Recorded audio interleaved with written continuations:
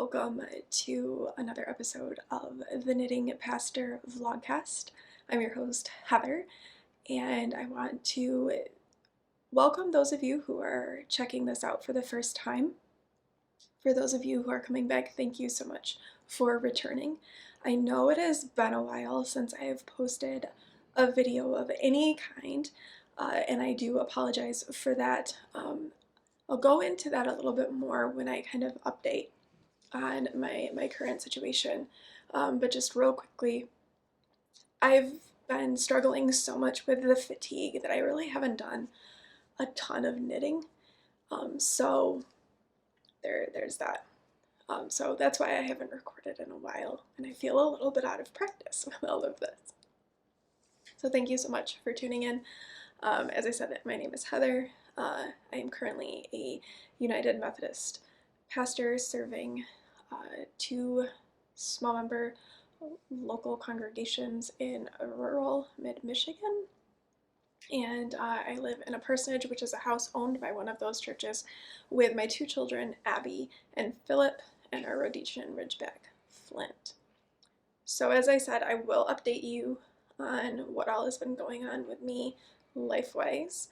But before I do that, just in case people aren't interested, I am going to talk about my knitting. We'll just start with that.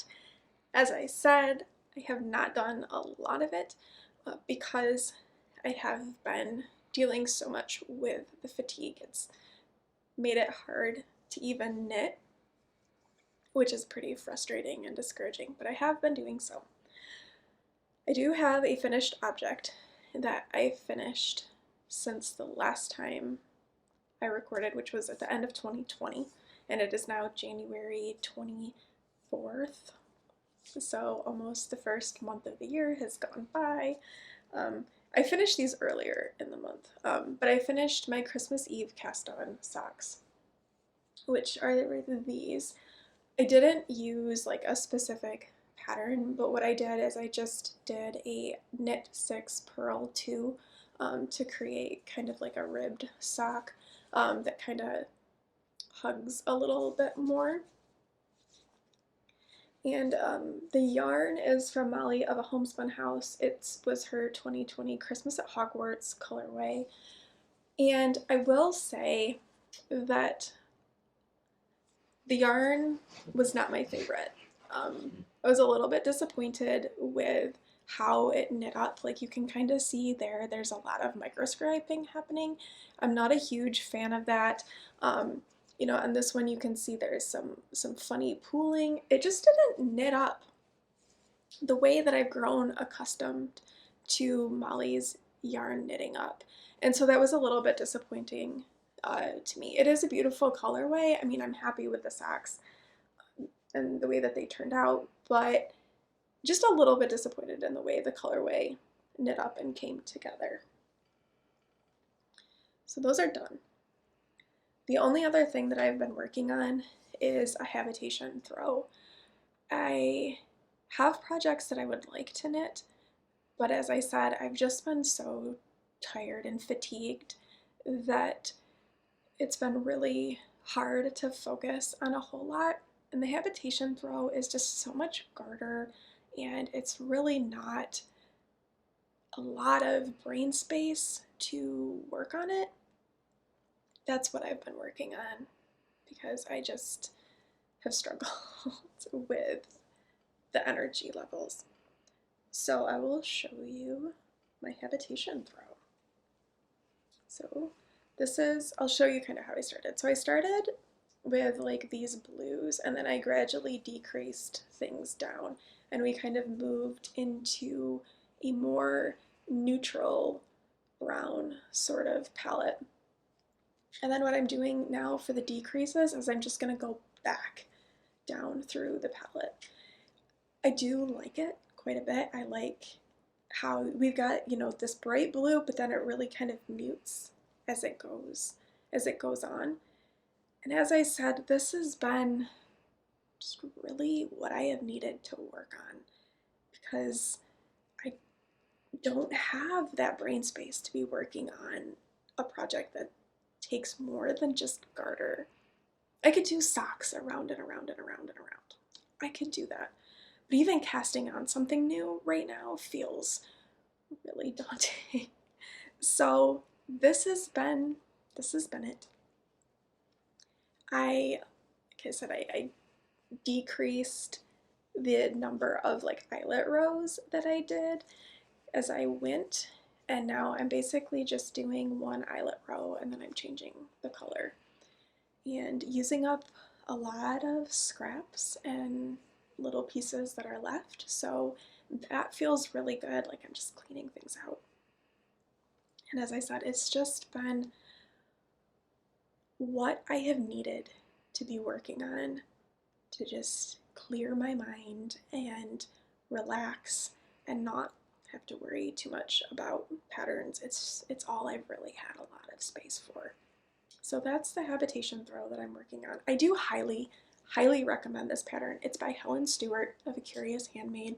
It was part of her 2019 knit vent set, but you can buy just the individual pattern. I really recommend it, especially if you're looking for something to kind of clear out some scraps or even to just clear your palette and need something that you don't have to think a whole lot about.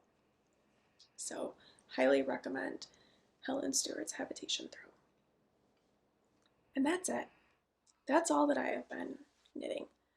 Oh, I am wearing my Slipstravaganza shawl by Stephen West. So that's what I'm wearing. But I haven't been knitting anything else. I have some things I would like to knit. Just, like I said, casting stuff on feels pretty overwhelming at the moment. So that's all I have for the knitting. If that's all that you are interested in, that's fine. Feel free to shut the video off now. Thank you for watching at least that much. And now I'm going to talk just a little bit about what's been going on and kind of bringing you up to speed. So if you followed through my Vlogmas, obviously you know I've been having health issues. Back in July, the end of July, I was very sick with what we now believe was COVID-19. And I haven't recovered from it. I still battle with extreme fatigue, shortness of breath, rapid heart rate. Really not well from a physical standpoint. My voice has improved. You will probably notice that is a little bit better than what it was, especially in December. I have seen lots of doctors and really had not been getting anywhere. I did in December travel to the Cleveland Clinic and saw an ear, nose, and throat specialist who thought that he could help with my voice. I did go back and see him last weekend, so January 15th was that appointment. I'll fill you in on all of that in a moment. The beginning of January, I saw a new primary care physician. My previous primary care physician was not helpful through any of this. I called to talk to them, especially as it had been a month since I had been sick with the cold and flu symptoms of COVID, and they just kept telling me, if you feel like you need to see a doctor, go to the emergency room. And I'm like, but this isn't an emergency situation. I just want to talk to my doctor. And I just kept getting brushed aside. And so I decided I need a new primary care physician. So on January 5th, I saw a new primary care physician, and that appointment went so well. He listened to me, and he said, like, right off the bat, you have chronic fatigue syndrome. Like, I think you did have COVID, even though your tests were negative, and I think you've got this chronic fatigue that's coming along with it. He said, I'm sure somebody's diagnosed you with that. And I said, no, nobody's diagnosed me with anything. And he said, okay, well, I will. And he just, boom, that was it. And it was like dumbfounding because that was all that it took. So he's given me a drug to try. I've been taking it for about 3 weeks now, and I don't really see any improvement, but we're still continuing the course, and I have still continuing to be in communication with him. And I'll see him again in office, I think in April. But again, we communicate. So he is keeping up on this. I'm so much happier with this new doctor, and it was such a relief to have somebody say, this is what it is, and this is what we want to try to help. There is no cure for chronic fatigue. It's something that you just have to deal with and kind of treat the symptoms. And so that's what we are doing. As I mentioned, I did return to Cleveland Clinic and saw the ear, nose, and throat specialist. He did some laryngeal manipulation and was able to improve my voice quality. However, while I was sitting there and I was just making sounds, I'm not 100% sure what happened. I know I felt really tired and really fatigued. And then he said, well, why don't you stop and rest? And then he called in for my blood pressure and my heart rate. And I didn't feel very good. I felt just, I was super fatigued, and I just felt like my body was made out of lead. I don't know what my numbers were for all of that. I definitely could tell that my heart rate had gone up really high. He asked me about my blood pressure. I think that was really low, and ultimately said, we can't continue. You're just fatiguing too fast, and I can't keep doing this. I think we've made some progress with your voice, so I am going to continue to work with a speech therapist locally to continue to help with the voice stuff. But it was really harrowing to have your fatigue manifest in a very physiological way in front of a doctor. I felt like it was like an eye-opener, because there it was on display, my body just crashing, to the point that he wouldn't let me leave unless I used a wheelchair to get back to the waiting room. So that shook me a lot, because it just presented itself in a very obvious way. So moving into the implications that this has for my ministry, I have submitted paperwork from my doctor requesting a medical leave. Fortunately, we have a really good system through our conference that I can be appointed to medical leave and still maintain a significant portion of my salary and my benefits. So that's what we are pursuing right now. I don't know what all that is going to mean as far as living arrangements and things like that. Obviously, the home that I live in is currently owned by one of my churches, so presumably we will not be able to continue to stay here. We will have to relocate. So that's a challenge that we are facing, but we will get through it. I know that once we get there, everything will be okay. It's just at the moment we're in this period of transition. And as so many of you, I'm sure, know, transition really stinks and it's hard. The other side, it will be all right. So it's just a matter of getting to the other side. The kids are doing really well. We are still doing online school. Things have not improved enough with the pandemic situation for anybody to go back in person.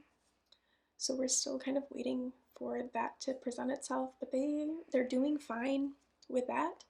They're healthy, they're happy, they're concerned about me, obviously, but we manage, we're getting through, and we're just gonna kind of keep plugging ahead.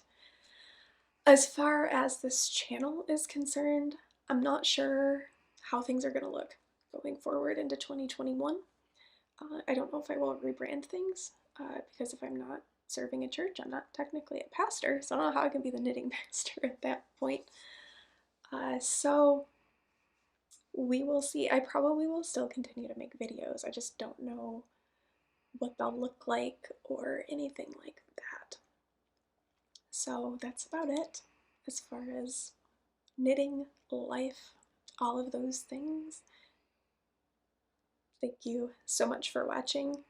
I appreciate your support. So many of you have been really supportive through all of this, and so thank you very much for that.